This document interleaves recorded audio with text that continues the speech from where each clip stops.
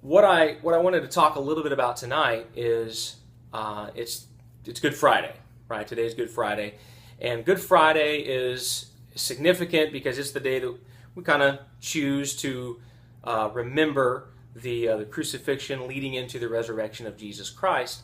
And really, what the whole point of the crucifixion, the resurrection, all of it. Paul summed it up. Paul said that his hope in the gospel, his hope as a Christian, if Christ was not resurrected, if there was no resurrection, then it's all for naught. And the resurrection is the pivotal hope of all of Christendom. And why is that? It's because it represents the conquering of death, hell, and the grave. Jesus and his supreme kingly authority has overcome everything.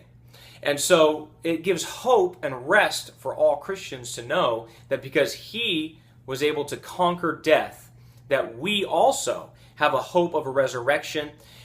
We know that upon his glorious return, that there will be people who are alive that experience a catching away, and there will be people who are in the grave, who are resurrected and brought back to life through the Spirit of God, and as 1 Thessalonians 4 says, to always be with the Lord. And it's important to go and read 1 Corinthians 15.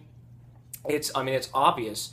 Read 1 Thessalonians 4. We see that the Christian hope is that one day, we don't know when it's going to be, nobody knows the day or the hour. We can discern signs and seasons and stuff.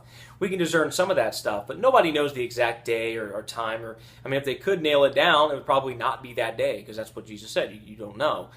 But we do know it's going to happen. Go and read 1 Thessalonians chapter 4. We know there's going to be a last trump. We know that Jesus Christ is going to return, and we are going to be resurrected, caught away to be with him. That's the hope of every Christian. That is the hope of the people who believe and put their trust in Jesus Christ. And so I wanted to share that going into Easter weekend. There's going to be a lot of bunny rabbits, chocolate ones anyway, and Easter eggs and fun for the kids and all this stuff, but that's not what Easter is about.